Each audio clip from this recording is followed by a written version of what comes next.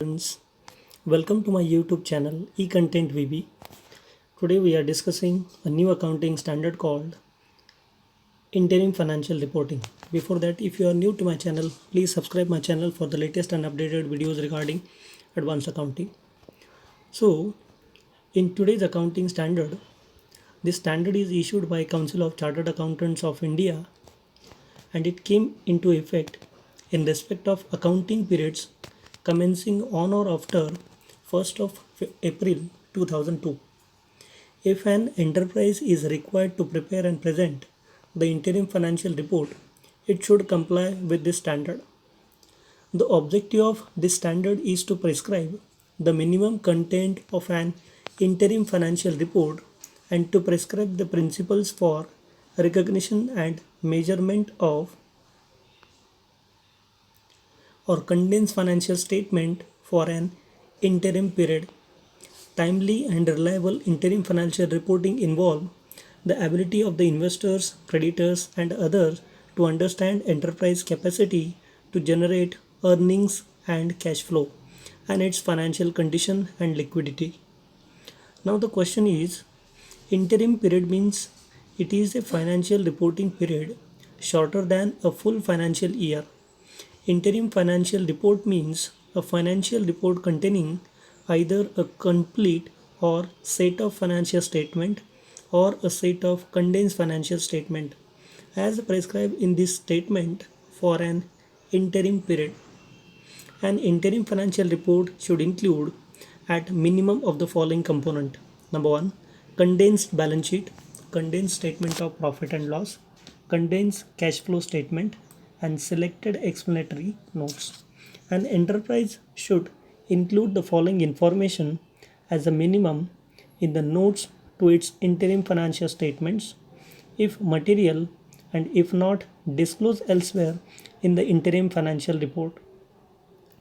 विद्यार्थी मित्रांनो, आजचा हा जो आपला अकाउंटिंग स्टँडर्ड आहे AS-25 इंटेरिम फायनान्शियल रिपोर्टिंग, या स्टँडर्डचा मुख्य उद्देश हा आहे की आपले जे काही इन्व्हेस्टर्स आहेत या इन्व्हेस्टरला आपल्या कंपनीमध्ये होणाऱ्या सर्वच्या सर्व घडामोडींची इंटेरिम म्हणजे एका वर्षाची माहिती न देता एका ठराविक कालावधीमध्ये आपल्या इन्व्हेस्टर्सला फायनान्शियल रिपोर्ट्स आणि आपण कशा प्रकारे आपलं अकाउंटिंग करत आहोत याची माहिती पुरवणं हा या अकाउंटिंगचा मुख्य उद्देश आहे.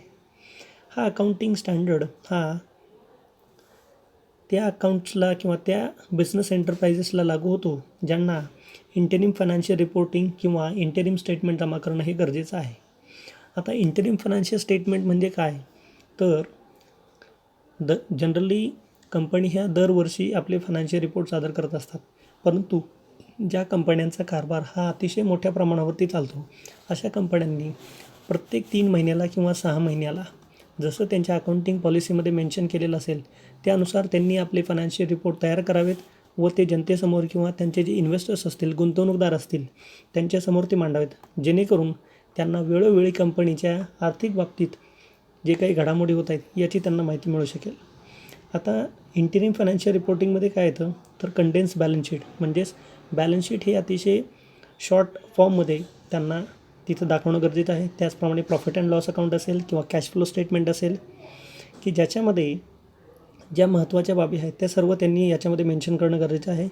तसेच काही वेळेला जिथं जिथं गरज आहे तिथं सेल्फ एक्सप्लेनेटरी नोट्ससुद्धा त्यांनी तिथं देणं गरजेचं आहेत की जेव्हा ते पुढच्या वर्षी मिळणार असतील एखादे पैसे किंवा आपल्याला द्यावे लागणार असतील तर अशा ठिकाणी सेल्फ एक्सप्लेनेटरी नोट्स त्यांनी मेन्शन केल्या पाहिजेत. तसंच बेसिक आणि डायल्युटेड अर्निंग पर शेअर हा सुद्धा आपल्या स्टेटमेंटमध्ये मेन्शन केला पाहिजे. आता बेसिक पर शेअर मग तुम्हाला माहिती आहे की profit upon number of equity share म्हणजे EPS काढतो आपण, आणि डायल्युटेड म्हणजे काय की जे शेअर कन्व्हर्टिबल इक्विटी शेअर्स आहेत तर त्यांना जो काही आपल्याला कन्वर्ट झाल्यानंतर जो काही द्यावा लागणारा इक्विटीचा जो डिव्हिडंड आहे तर ते म्हणजे डायल्युटेड अर्निंग पर शेअर.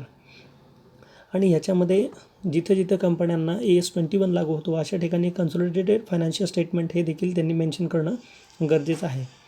आता period for which components to be presented, आता कोणत्या कोणत्या कालावधीसाठी कोणते कोणते कंपोनंट आपल्याला तयार करायचे आहेत. एक म्हणजे बॅलन्स शीट. बॅलन्स शीट हे प्रत्येक इंटेरिम पिरियडला म्हणजेच दर 6 महिन्याला किंवा 3 महिन्याला आपल्याला तयार करावं लागेल.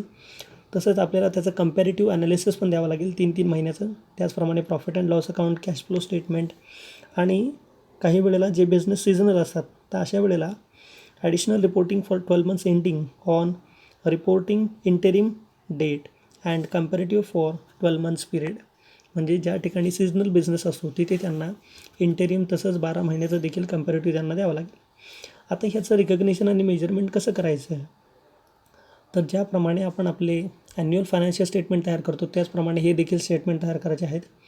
तसेच revenue received seasonally or occasionally and cost incurred unevenly to be anticipated or deferred at an interim date only if it would have been appropriate at the year end.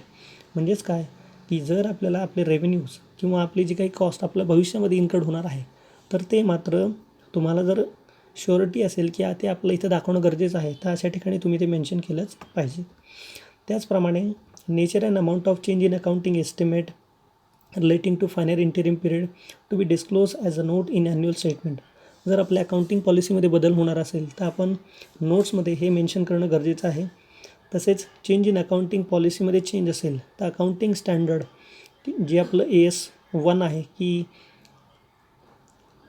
Accounting policy disclosure, तर त्यानुसारसुद्धा तुम्ही ते mention करणं गरजेचं आहे.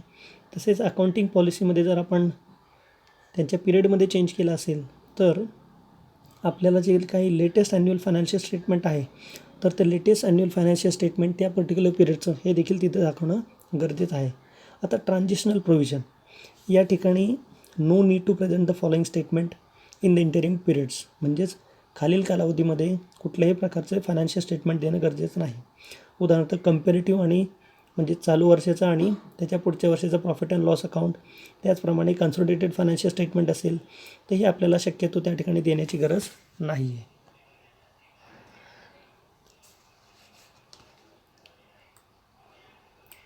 याच्याबद्दल आणखीन काही माहिती मी तुम्हाला आता याच्यामध्ये सांगणार आहे. A statement that the same accounting policies are to be followed in the interim financial reporting as those followed in the most recent annual financial statement, and if those policies have been changed, a description of the nature and effect of the change has to be mentioned. म्हणजेच जर आपण आपल्या accounting पॉलिसीजमध्ये बदल केला असेल तर तो झालेला बदल आणि त्याचा आपल्या अकाउंटिंगच्या स्टेटमेंटवरती होणारा परिणाम याची माहिती देणं गरजेचं आहे. त्याचप्रमाणे nature and amount of items affecting assets, liabilities, equity, net income, cash flow and there are unusual because of their nature, size and incidence. Net profit or loss for the period, prior period item and changes in accounting policies has to be mentioned. काही वेळेला काही घटकांचा आपल्या financial स्टेटमेंटवरती परिणाम होतो. उदाहरणार्थ काही prior period item असतात तसेच एक्स्ट्राऑर्डनरी आयटम असतात. तर हे जरी त्या एखाद्या कालावधीमध्ये आपल्याला मिळाले असतील तर त्याचा आपल्या प्रॉफिटवरती काय परिणाम होणार आहे याचं देखील इंटरिम फायनान्शियल स्टेटमेंटमध्ये आपण मेन्शन करणं गरजेचं आहे. त्यानंतर issuance, buyback, repayment and restructuring of debt, equity and potential equity, dividends per share, separately equity and other shares. म्हणजे जर कंपनीने बायबॅक किंवा इश्यू ऑफ इक्विटी शेअर्स केले असतील किंवा डेटमध्ये रिस्ट्रक्चरिंग केलं असेल तर हे देखील आपण सेपरेटली मेन्शन करणं गरजेचं आहे. काही वेळेला जिथं सेगमेंट रिपोर्टिंग आहे, जिथे AS17 ॲप्लिकेबल होतो त्या सेगमेंट वाईज आपल्याला इंटरिम फायनान्शियल रिपोर्टिंग करणं गरजेचं आहे. तसंच ज्या ठिकाणी महत्त्वाच्या काही गोष्टी आपल्याला तिथे येणार आहेत, उदाहरणार्थ कॉन्टिंजंट लायबिलिटीज असतील तर interim report should include the interim financial statement for the period as balance sheet, statement of profit and loss, cash flow statement. कारण की जेव्हा आपण एखादी घटना घडते तर तेव्हा ती घटना आपण आपल्या इन्व्हेस्टर्सला सांगणं गरजेचं असतं. त्याच्यामुळे इंटरिम फायनान्शियल स्टेटमेंटमध्ये कुठलीही कॉन्टिंजन्सी असू द्या किंवा इम्पॉर्टंट कुठलीही गोष्ट असू द्या तर ती गोष्ट त्याच्यामध्ये मेन्शन करणं गरजेचं आहे. तर आता त्याचा फॉर्मॅट कसा असला पाहिजे तर याचे सर्व फॉर्मॅट्स हे सगळं आपल्याला AS25 दिलेलं आहे. आता रिकग्निशन आणि मेजरमेंट प्रिन्सिपल कसं अप्लाय करायचं याचं एक उदाहरण मी तुम्हाला सांगतो. उदाहरणार्थ जर आपल्याला एस्टिमेटमध्ये चेंज झाला असेल तर आपण असं म्हणू शकतो, it may be mention that companies required to disclose quarterly results are not required to follow the disclosure related requirements of the standard. Thus presentation format is not mandatory. However, it is a normal practice to adopt the recognition and measurement principle. उदाहरणार्थ आपण recognition आणि measurement principal हे आपल्याला कधी दाखवणं गरजेचं आहे, जेव्हा आपण त्याच्यामध्ये सातत्याने बदल करत असतो. पण जर आपण त्याच्यामध्ये सातत्याने बदल करत नसेल आणि वर्षानुवर्षे आपले जर रिकग्निशन आणि मेजरमेंट प्रिन्सिपल सेम असतील तर त्या ठिकाणी आपण मेन्शन करू शकतो की याच्यामध्ये कोणत्याही प्रकारचा बदल केलेला नाही आहे आणि कंपनीचे जे काही कन्सॉलिडेटेड फायनान्शियल स्टेटमेंट असतील किंवा फायनान्शियल स्टेटमेंट असतील ते इंटरिम म्हणजे 3 महिन्याला असेल, 6 महिन्याला असेल, कंपनीच्या पॉलिसीनुसार हे दरवेळेला इन्व्हेस्टरला कंपनीबद्दल माहिती असण्यासाठी आपण ते त्या ठिकाणी मेन्शन केलेले आहेत. जर तुम्हाला या व्हिडिओमध्ये काही शंका असल्यास कृपया कमेंट करा आणि जर तुम्हाला व्हिडिओ आवडला असेल तर कृपया लाईक करा आणि शेअर करा, सबस्क्राईब करा. थँक्यू.